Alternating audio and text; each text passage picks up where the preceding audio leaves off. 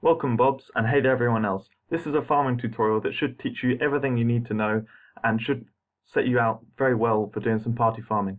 There are 5 sections to the guide. First one's going to go through move speed gear, second one through gold trinkets, third one through finishing your farming set, just getting everything else ready, fourth is the skills you're going to use, and fifth is actually going to go through how you're going to party farm I'm going to go through Adamar's Sanctum and Inner Circle, just showing how to run those maps in a party. Now this is mainly made for the new Band of Brothers guild members, which is the guild I'm in. However, I'm making this public so anyone can watch it and learn from it. It's actually going to be fully written up in a guide at some point, but that's something I'm going to be working on in the future. For now, it's all here. So without further ado, let's go on with part 1. With move speed, most of your stuff comes from the equipment. Appearance and trinkets don't really do a lot, and the equipment set you actually get from dungeons. So if you look here, I'm wearing the Ravenous Wand and some other pieces from dungeons. They give it in the set bonus and on the items. In total, I get up to 102.5%. If you're a newer player, you're looking at about 80 to 90% that you can get on the items, and I've just got a few extra bits. So to look at actually how you're going to get this, I've got a move speed guide on the forum. If you just search the name of this or look in the guides and tutorials, you'll find this. The first section kind of lists all these other little bits, and in fact I'm going to rewrite this so it's a bit easier to read at some point. But yeah, what you want to look at is scroll down to the class which is yours, and then have a look here. So I've listed by number the different items which give you move speed, and then beneath I've listed what you're going to go for to get the maximum amount. So you're probably going to look at this new player amount, ignore that number there, look at these numbers that are listed. So you've got 1 and 2. 1 and 2, that's the Ravenous Quiver and the Ravenous Boots. 4 plus 1 more for 5, so this is the Night Stalker Cape, and then getting another Night Stalker piece, so you get the set bonus. Now this cape actually, you get it in the daily dungeon, is how you get beyond 5%, you get 6 to 6.8 I think. So yeah, make sure you get it at that. And then you've got 6, and 6 is the Eagle set bonus, so you want 2 pieces from that. And then 7, that's with a chest piece. This is a standard cape, chest or boots that you can get from story maps with up to 5% move speed. So pick up chest pieces from the maps and try and get as close to 5% as possible. And then 1 equipment free, that's 1 piece which can be anything you like. So that's the setup that you probably want to go for there. And then, so it's similar for the Knight and the Wizard. Just have a look through, see what you want to pick up. Now, the other thing to note is that there's this Traveller's Appearance set, which gives you 5% more in the set bonus. To get this is a little bit awkward, and in fact, I'm going to first talk about the Archer's Move Speed Cape. Now, this thread here, 15 movement speed cape, you can look it up if you don't follow what I talk about in this. Scroll down to the bottom of the first page, and I've done a little tutorial for how to get it. This is an old item which you can still get in the shop if you lower your power score below 1000. You have to lower it on the Archer class. So if you've got promotion up at all, you can't get this. But otherwise, lower your power score below 1000. You can see there I've got 557. Then change maps so the shop refreshes.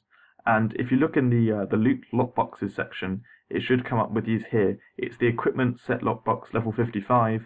In there, it's got the cape for 15%. Now you have to buy this with gems and obviously reopen it. It costs 300 per reopen, I think.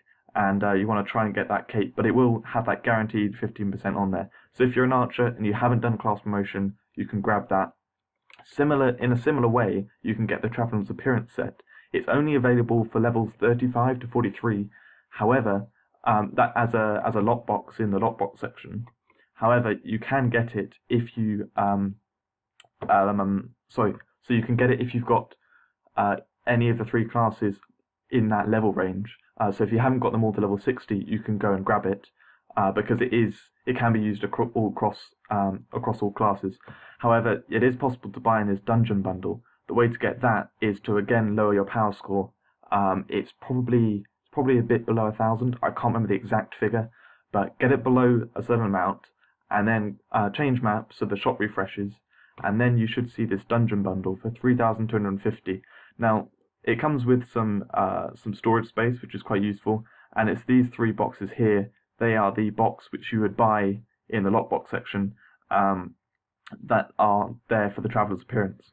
You only need 3 items for the move speed, so yeah, you can just reopen them. It's quite cheap, but yeah, in total it probably costs you about 4,000 gems to get, and then you get that Traveler's Appearance set. It is probably the best appearance set for farming that you can get, so I would recommend doing that, getting that there. If you're unclear, ask on the forum or ask on our Facebook to get that clarified for you, but I hope that's shown you well enough. On to the next section. There are 2 sets of trinkets which are useful for gold farming. The set I have equipped, you can see in the set bonus, gives plus 75% gold drops, and then otherwise you can get this other set which gives up to plus 30% gold find on each piece. This set here you get from the forge, and I actually have a guide on the forum for this, like everything else, which you can see the name of there, and that lists where to get these, everything about them that you'd want to know. But I'm going to talk about it in this video just because it's quite quick. So you go to the forge section, you wait until there's the bonus that says trinkets will have plus gold find. It happens about once a week, and to get a necklace you have to do epic or legendary. Epic is cheaper, so do that, and in fact you can go to the forge section of the shop and buy this blueprint. That will give you a guaranteed necklace. So I recommend, that's actually the cheapest way to do it. Just go buy this and then throw it in there. And then for the rest of the trinkets, you can do it with Fine Forge because it's the cheapest and it gives you the guarantee there. So like, just do that. Epic for the necklace, Fine for the rest. And you want to get about plus 25% or higher. But to be honest, it doesn't really matter that much because the other set's better in the long run. The other set you get from the dungeons. It's in the last few sets of dungeons, and you go for the bonus box one. If you look in here, you can see it's there, all 5 pieces. It's actually cheaper if you go back, it's in the last 3 sets, so if you go back to this one, Attack of the Undead, it's a little bit cheaper to play, and the trinket set's in there. That's the cheapest place to get it. Quickest is probably doing that, the final dungeon, but that's the most expensive as well. So probably you want to go back to one of the earlier ones and play it there. Yeah, so the reason why that's better in the long run, I've gone through in my gold multiplier guide. I list numbers and just explain why it is, but to clearly say, basically, if you're not on any potion that beyond 100% gold find, that's without any trinkets at all, the gold drop set become better. When you're on a loot potion, either the 2-minute or the 30-minute one, it has 150% gold drops.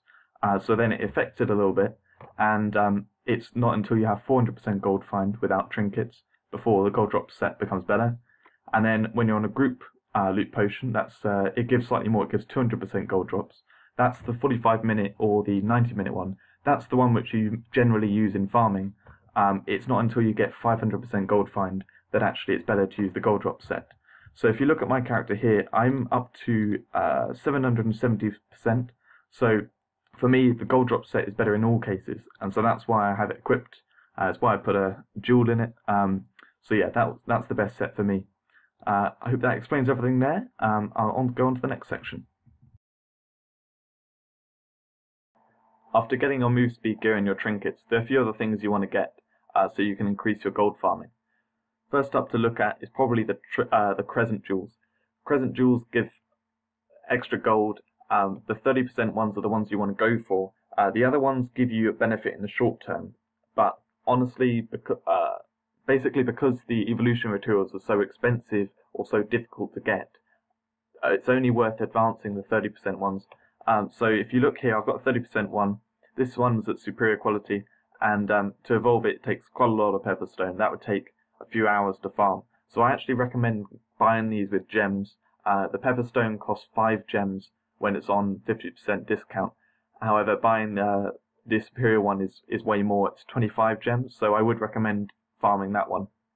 But yeah, so I highly recommend using the gems to advance these to superior quality really quickly. They take very little fusion experience to begin with, so you can get them up to this point quite quickly. Epic quality and beyond takes a bit more time, and I'm at that point. I have everything at superior quality, a load of 30% ones, and I'm starting to get them to epic quality. You can see 3 epic quality ones here, and getting to legendary takes a bit more.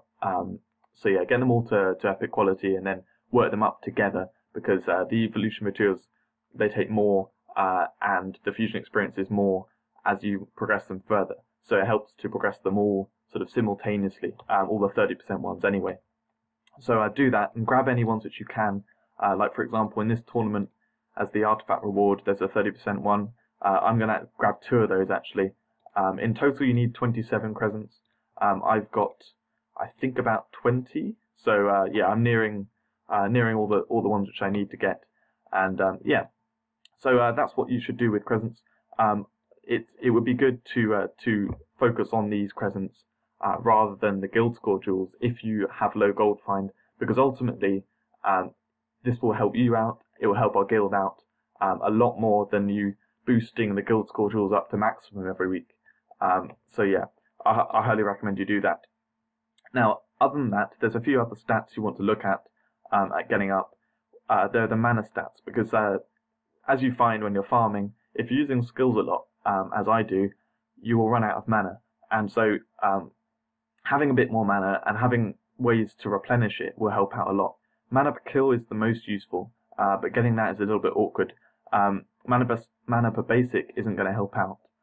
But yeah, let's just go into it.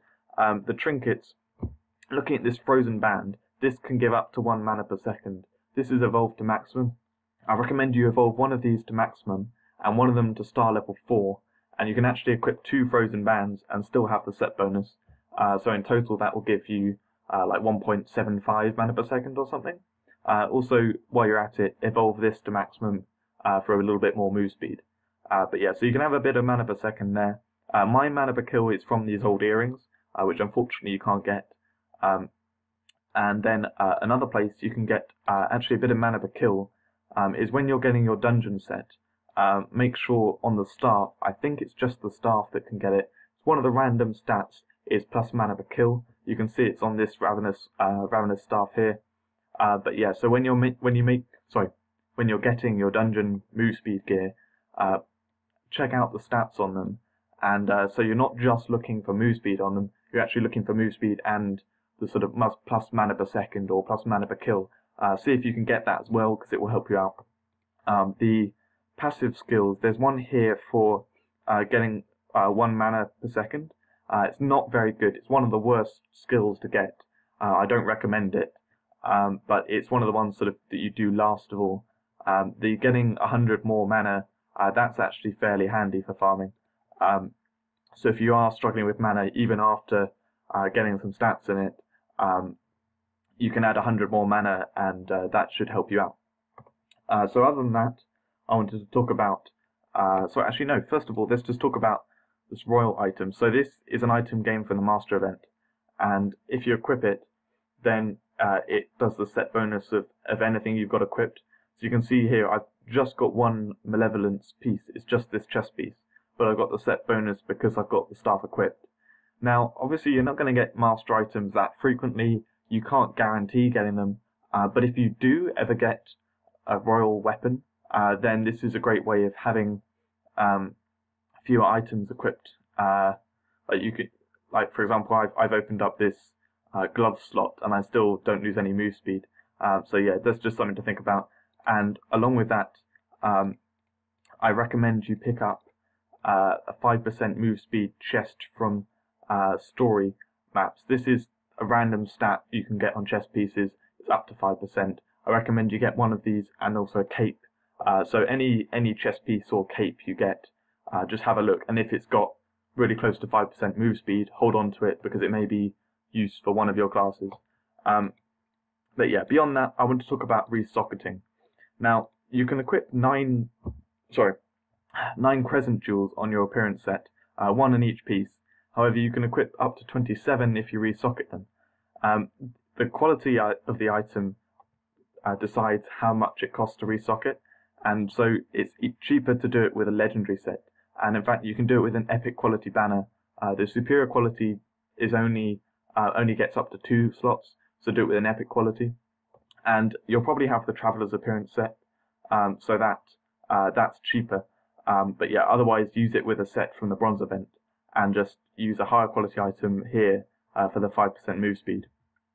Now, I have a guide on the forum, which talks all about resocketing, called the Resocketing Guide, and at the bottom, right at the bottom, it talks about resocketing an appearance set, and it goes through everything there. So I recommend you go take this a read. It costs 200 gems to do a legendary item, and you'll have to do it a few times probably to get 3 slots. It's a big expenditure of gems, but it's something you do sort of as you progress, as you get more crescents. So just keep in mind that you should do this with one set that then you just keep as your farming set, and you can put all your crescents in that. So that's everything I wanted to say. Now we'll go on to the skills. I'm going to go through each of the 3 classes in turn, starting with the wizard. I highly recommend this setup. Like almost no other setup is as good as this. The only skills which you would, just to say quickly about Expel. Expel and Burst of Light actually have the same range. It looks smaller, but actually it's bigger. I think it's because on release it was smaller and they increased it. So yeah, both use either Expel or Burst of Light. They're both fine. It actually gives the same area effect as Mana Storm. It's that good. So yeah, use these skills. The only other ones which people sometimes use are Mana Breath, but Mana Breath is just too slow, and really like it's a redundant skill. It's the one that was used in the past, but now just do not use it. Protection Bubble. If you use it with the skill rune, it gives out little bits of damage which will kill enemies. However, and also adds 10% move speed. However, Flame Armor is just superior in every way. That really there's no place for this. So yeah, use these 5 skills, and you want the Frost Drake skill rune on there because the Icicle can be used to take down barrels. These are your 2 projectiles, the Fire Blast and Frost Drake, and then you've got every enemy around you close by dies. You've got your move speed, which you want to be teleporting frequently, and then that's for clearing big areas. Expel's really good. Flame Armor, you want to get to at least superior level 10. You want to be hitting about at least 1,800 damage. 2,000 or slightly more is better. I've done this with Flame bonus, but you can get it into the epic quality to get the more damage there. But that's what I recommend. For archers, it's not quite so obvious what you want to use. Spread Shot is clearly your amazing area effect attack. I made a tutorial on how to do the 360 Spread Shot, so I'll link that in the description. But yeah, that's really what you want to use for farming. And other than that, you've got some of the things like Rain of Arrows, which you can do over walls, and otherwise that hits a huge area. That's really good. You've also got the Ballista ones, which can be great for clearing out an area. You've got Smoke Screen, which you can leave down behind to kill enemies if you use one of the skill runes on it for damage. And otherwise, your options are, you've got a few sort of little explosive distance attacks, and there is the skill rune for the volley, which Shadow Volley, which gives you a move speed bonus after using it. So yeah, like have a look at that kind of stuff, but mainly you're going with Spread Shot, Rain of Arrows, and yeah, that's really what you're going with. Knights have probably the biggest number of things which they could use.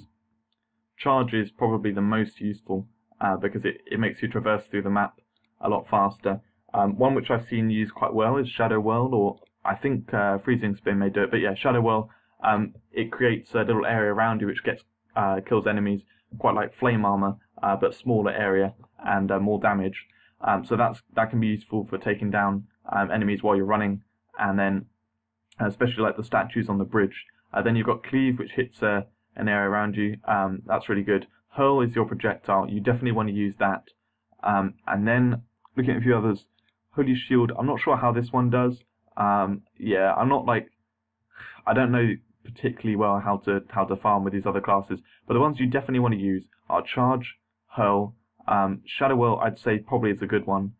Spikes apparently has some use with the projectiles, and then Rumble, because that's your huge area effect, massive hit. So yeah, these 1, 2, 3, 4, 5, probably those ones, and Spikes using at the beginning. I'm not sure exactly, but those look like really good ones to use. Also, one other honourable mention, if you use Divine Law, that gives everyone a move speed buff for a short time. Like I said, there are loads of random options on knights, so take your pick and talk with a knight specialist. As previously said, in this section I'm going to go through Adamar's Sanctum and Inner Circle, talk about how to party farm in them. A few general points to take, first of all, are that in each area you want to segment each of the groups of enemies, and basically a skill needs to be used on each one of those groups, some kind of small area of effect skill. Now, I'm going to run through with a wizard in solo here, but I'm going to point out these groups, the kind of areas where you want to use a skill. And when you're in a party, what you want to do is divide up those groups. So some of it you can't easily do unless you actually know how each other farm really well and you properly divide it up. But generally, you can kind of pick sides. So one person will do the groups on one side, one person will do groups on the other side, and that's the way it will work in general. But yeah, when you run in any kind of farming, you want to be pushing through the map, not quite as fast as possible, but keep thinking about moving on. Like, you do not pick up any equipment, any items land on the ground, maybe jewels, but only one person will be getting the jewels anyway, dropping. And so really, you don't really want to pick up much at all unless it's important stuff which you do need to pick up. Like maybe you really need to stock up on potions or something. So click any potions you can without slowing the party down. Because what we want here is no one really bringing down any farming party. We want everyone to be at the very similar standard, doing similar things, so we all work together really well as a team. So yeah, I'm going to run through this with a wizard and show dividing up the different parts. So here you've got this area at the back here with the barrels, and then basically you've got two different skill uses. Nothing will really hit both sides. You can see there it left those enemies dry. So here you want to take down those barrels there and use a skill each side.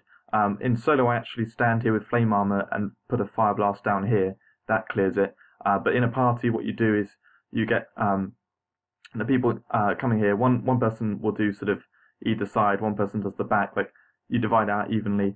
If you've got a wizard in the party and you're a knight or whatever, make sure you don't start spending ages here because they can teleport up the stairs. So really, like, if you're a knight or an archer, go through here, use one skill on one of the three places, and then run on up the stairs. Now, a wizard here, if you target this enemy here, it actually gets all those with a fire blast.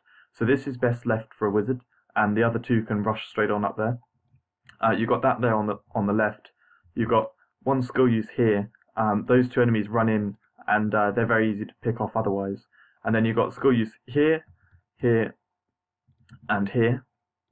So you can see quite easily there, one person could go for there, while the other sort of goes for here and does a projectile over there. And then here you've just got one skill use. So that can easily be taken down by just one or two people maybe, and everyone moves on for the stairs. Down here it's quite easy to see, you've got the skill use there, up the top, over here, and then you've got a big area effect clear in the middle. My flame armor actually takes down a lot of them. But yeah, there are two gargoyles if you go over here.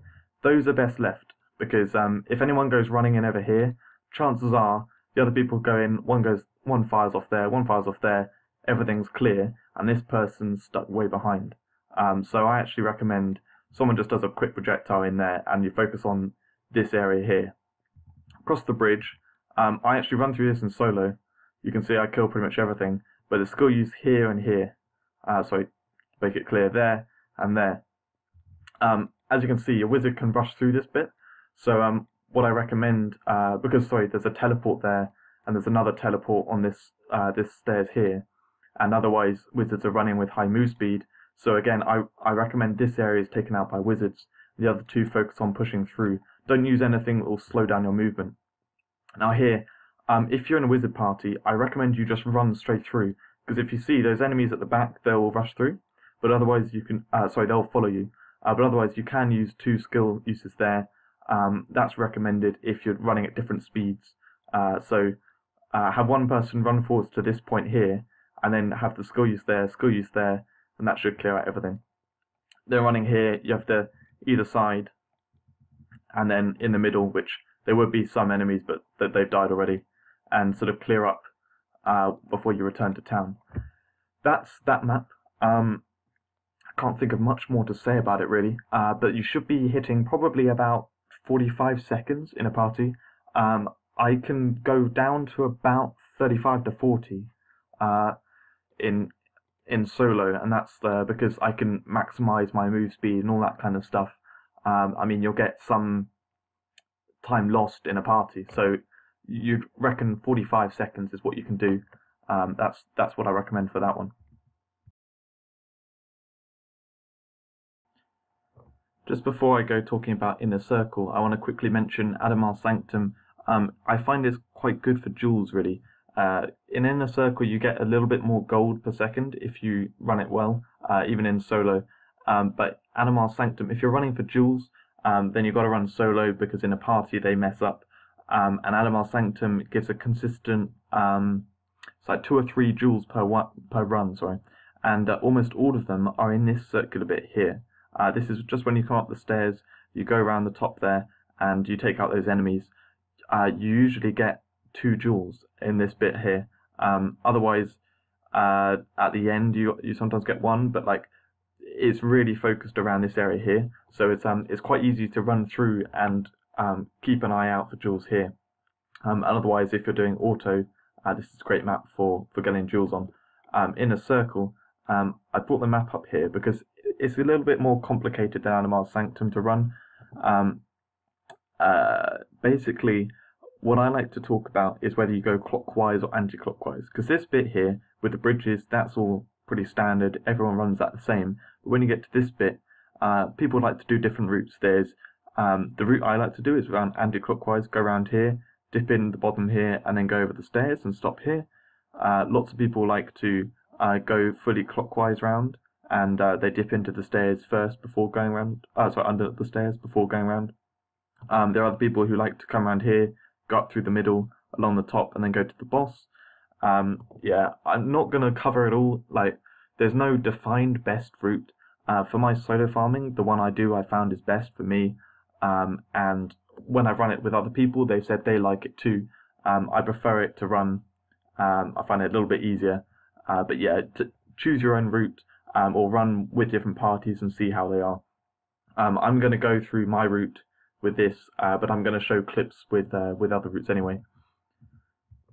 And yeah, just to quickly mention, actually, with Adamar's Sanctum, it's also good because it's easier to farm. So if you're solo farming, you're just relaxing. It's a nice one to farm. So we're going to do this segmenting again. Here at the beginning, you've obviously got those barrels to the side, and then a skill use here. Those gargoyles dropping, they take a little bit of time. So what's good is actually to have one person here to take them out, while the other 2 start focusing on the bridge. And here, you can probably do this in 2 skill uses. You see, right there and right there. The gargoyles themselves, I've found, if you're running quickly, which you can do, they're not worth sticking around for. Like, maybe if one person's kind of behind, then the front people can fire back. But really, like, leaving 3 gargoyles here is being perfectly efficient. You just ignore them. What you really want to get down to is here. And you can see there, I picked sort of here, and then there's normally a couple of enemies to pick off. I like to rush down and get to here while the other people are coming in to this area. That means they can just rush through straight to the stairs. Now, I'm not going to show you for solo farming here, but if you are solo farming, it's good to put a frost drake down just here, hit those 3 enemies, and then the frost drake will attack the other ones. But if you're party farming, it's quite clearly that you divide and then go across. Make sure if you're a wizard that you've done a fire blink just to get that move speed bonus to run across this faster. But yeah, the other person covers the other bridge. That's where you use like a shadow whirl, or if you're an archer, run to the middle and then do a 360 spread shot to take them all down. Here, imps go down if you go into the middle bit, and I highly recommend if there's a wizard in the party that they do that before they do anything else, because otherwise some archers, actually if you are an archer, make sure you run into the middle before you do your spread shot, because if you do it early, then the imps come down, and then that's like half the gold that's in the imps, so you want to make sure you get them. So yeah, you've got these bits off to the side. I actually recommend you do a fire blast on there. If you hit, there's like an enemy close to the barrels, then it kills all those, and then I can put a drake down there. So as a wizard, I like to come up here, do a fire blast there and a drake there, and then someone else comes through and takes out the enemies in the middle. There is a gargoyle up here, which is again pointless getting, and there's a barrel over here, which is pointless getting. Because of the gold distance, you don't want to get this far away, otherwise you won't get the gold up there. So if you're a knight or whatever, I recommend coming on this bridge here, and I recommend a wizard comes on this bridge, because it's much easier for a wizard to get into the middle of the map. Whereas if a knight's down here, if you start fighting the enemies and stuff, it's you may not get the gold from up here. You need to be at least on the left-hand side of this kind of line to get the gold up here. So make sure if you do come along here, that you charge or whatever to get to this bit, and then take out the enemies from here, rather than running over them on the right-hand side. Now again, the bridge is similar fashion to before. I'm just going to quickly take them down. If any are missed, you can attack with a projectile from ahead. I drew those enemies. But yeah, there are two gargoyles up here, which again I'd say are kind of pointless to get, because you want to start rushing down here. And then you have this section here, which is actually taken out really well. If you're a wizard and then you do this, you teleport about there, and you expel, that will actually kill everything. It messes up because of the teleport, and does like 2 expels right in front of each other. I'm not sure whether I actually show that, but it's quite a cool technique that if you party farm with me, you'll probably see me using it. So you want a projectile up there, and then you've got kind of 2 skill uses here, or if you do that wizard one. And then you've got the 2 gargoyles which come down. I like to drop a frost straight down to take them out. But yeah, basically anyone who's ahead at this point, just quickly flick and click those 2 enemies to kill them.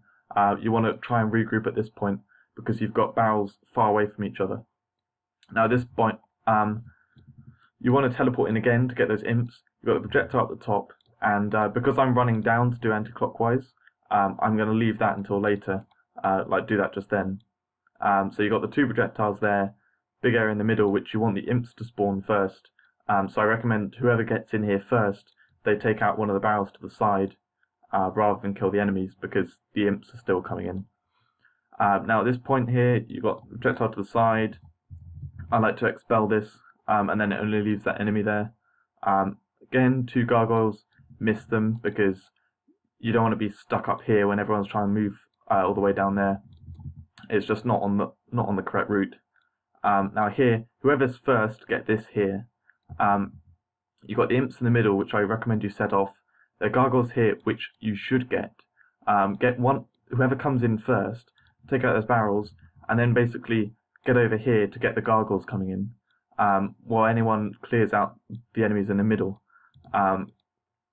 Whoever's going for these barrels on the right, make sure that everyone's at least in the middle. And in fact, when you come into this area, no matter what you're killing, if you're an archer or whatever, make sure you run right to the middle first before you attack anything, so you get all that gold. The gold distance is slightly beyond the upper corners of my screen, so you can see here you very easily get that gold over there. You can actually be about, they did knock me back, about here, and you'll get the gold. So yeah, you just need to enter the area properly, and then you'll get it all. But yeah, again, that's like a huge area effect thing.